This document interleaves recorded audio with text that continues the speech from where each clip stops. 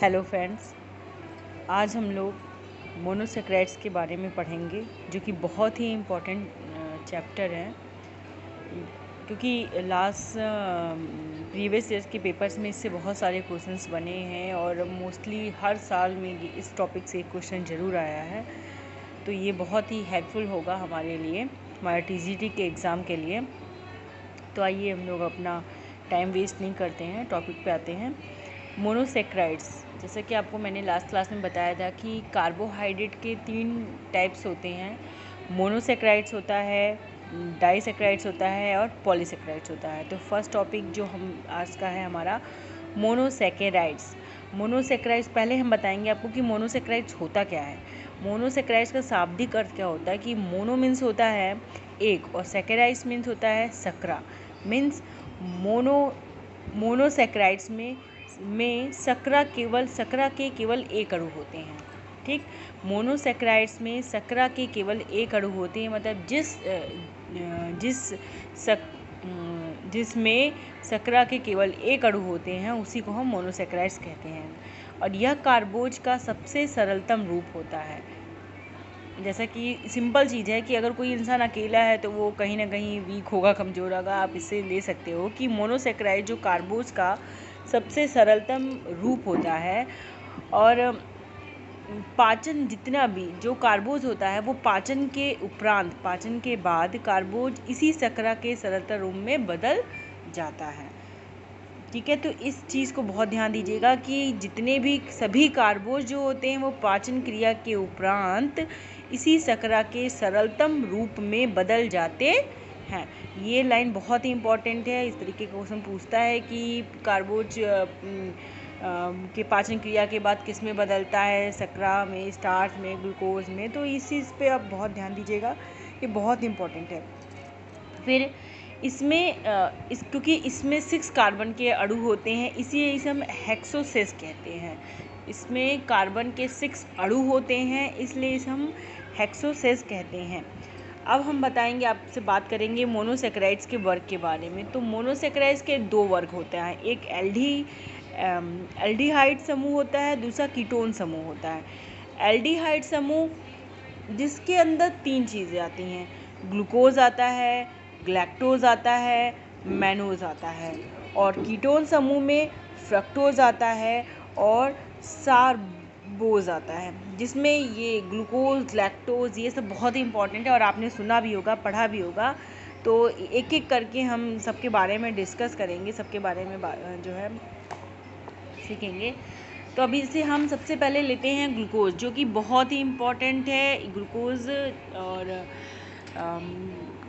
कार्बोज ये मोनोसेक्राइड्स का पार्ट है। तो अक्सर एक क्वेश्चन इसमें सबसे पहले ये पूछ देता है कि मोनोसेक्राइड्स के का उदाहरण जैसे कौन सा हुआ, तो ग्लूकोज हुआ। ग्लूकोज किससे रिलेटेड है? ग्लूकोज एक मोनोसेक्राइड्स है। ठीक, तो यह सकरा की सबसे सरलतम इकाई किस सकरा की सबसे सरलतम इकाई होती है? मोनोसेक्राइड की सबसे सरलतम इकाई क्या होती है? ग्लूकोज होती है। और इसके बहुत सारे नेम भी हैं, जिसको ध्यान से सुनिएगा आप लोग कि रक्त की सकरा किसको कहते हैं? ग्लूकोज को कहते हैं। अंगूर की सकरा किसको कहते हैं? ग्लूकोज को कहते हैं। डेक्सट्रोज किसको कहते हैं? ग्लूकोज को कहते हैं। तो यहाँ से क्वेश्चन बन सकता है कि रक्त की सकरा किसको कहते हैं? ग्लूकोज को। अंगूर की सकरा ग्लूकोज को। डेक्सट्रोज किसे कहते हैं? ग्लूकोज को। उसके बाद अब रक्त, क्योंकि इसको रक्त की सकरा कहते हैं, इसलिए इसकी मात्रा हमारे रक्त में कितनी होती है ये जानना हमारे लिए बहुत ही आवश्यक है।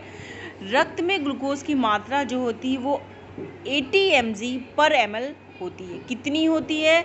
80 mg/ml होती है। बहुत इंपॉर्टेंट है ये। सीधे सीधे तरीके के क्वेश्चन बन सकते हैं कि रक्त में ग्लूकोज की मात्रा कितनी % होती है, तो 80 mg/ml होती है। इसके बाद शहद में, क्योंकि शहद में इसकी मात्रा अच्छी पाई जाती है, तो शहद में ग्लूकोज की मात्रा लगभग 30 to 40% तक होती है। अब जो ये हमारा नेक्स्ट टॉपिक है, नेक्स्ट पॉइंट है, वो बहुत ही इंपॉर्टेंट, इसको ध्यान से सुनिएगा। सभी कार्बोज पाचन के बाद सकरा की सबसे सरलतम इकाई में टूट जाते हैं। मैंने आपको पहले भी बताया कि जितने भी कार्बोज हैं वो पाचन के बाद सकरा की सबसे सरलतम इकाई में टूट जाते हैं।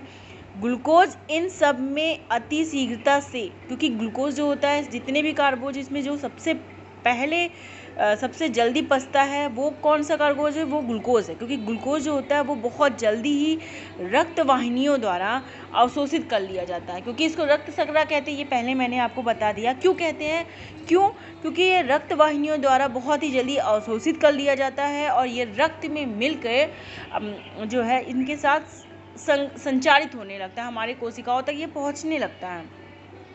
और हमारे रक्त में एक हीमोग्लोबिन पाया जाता है, आपको पता ही है। तो रक्त में जो हीमोग्लोबिन उपस्थित होता है, हीमोग्लोबिन के संपर्क में ग्लूकोज आकर, ग्लूकोज जो है हीमोग्लोबिन के संपर्क में ग्लूकोज आता है, जिसकी वजह से उसका ऑक्सीकरण हो जाता है, ऑक्सीडेशन हो जाता है, जिससे हमें तुरंत ऊर्जा प्राप्त होती है। तो ये बहुत इंपॉर्टेंट है कि किससे हमें तुरंत ऊर्जा प्राप्त होती है, तो ग्लूकोज से हमें तुरंत ऊर्जा प्राप्त होती है। क्यों प्राप्त होती है, क्योंकि ये रक्त द्वारा बहुत जल्दी इसको अवशोषित कर लिया जाता है और हीमोग्लोबिन जो होता है, हीमोग्लोबिन के संपर्क में आने से इसका ऑक्सीडेशन होता है, जिसके कारण यह तुरंत ऊर्जा प्रदान करता है। अब अतः ग्लूकोज को current carbohydrate coin of the body की संज्ञा दी गई है। क्या किस चीज़ की संज्ञा दी गई है? Current carbohydrate coin of the body, क्योंकि इससे हमें तुरंत ऊर्जा प्राप्त होती है, इसीलिए इसे current carbohydrate coin of body की संज्ञा दी गई है। इस चीज़ को ध्यान दीजिएगा, ये डायरेक्ट इस तरीके के क्वेश्चंस बन सकते हैं।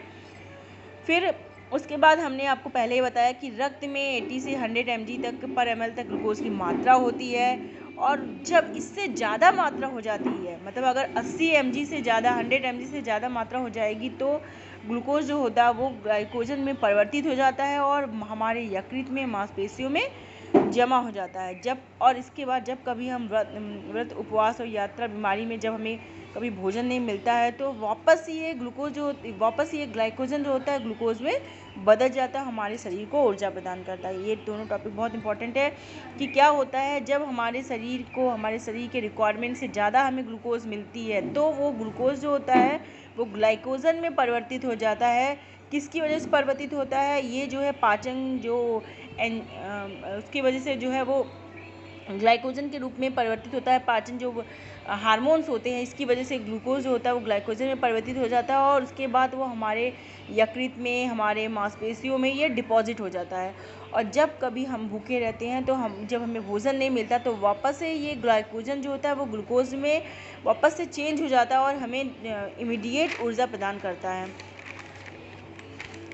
इसके बाद एक वन टॉपिक और है जो बहुत इंपॉर्टेंट है, ये लास्ट है ग्लूकोज के बारे में, कि इंसुलिन हार्मोन्स के अभाव में, क्योंकि मैंने आपको पहले ही बताया था कि इंसुलिन हार्मोन्स के अभाव में ग्लूकोज ग्लाइकोजन में नहीं बदल पाता है। मैंने आपको बताया ना कि ग्लूकोज ग्लाइकोजन में क्यों बदलता है, पाचन जो है हार्मोन्स की वजह से बदलता है। तो जो इंसुलिन हार्मोन्स होता है, अगर उसकी हमारे बॉडी में अभाव होता है, तो ग्लूकोज जो होता है वो ग्लाइकोजन में नहीं बदल पाता है, अर्थात वो हमारे यूरिन के द्वारा हमारे शरीर से बाहर निकलने लगता है, जिसके कारण हमारे शरीर में ग्लूकोज की मात्रा हमारे शरीर से बाहर निकलने लगती है। इसके कारण व्यक्तियों में डायबिटिक नामक रोग हो जाता है। Thank you so much. ये बहुत इंपॉर्टेंट है। लास्ट क्लास में, अब नेक्स्ट क्लास में हम लोग फ्रक्टोज के बारे में पढ़ेंगे, और अगर आपको कोई दिक्कत हो, तो कोई कॉन्सेप्ट नहीं समझ में आया, तो आप मुझसे डिस्कस करिए।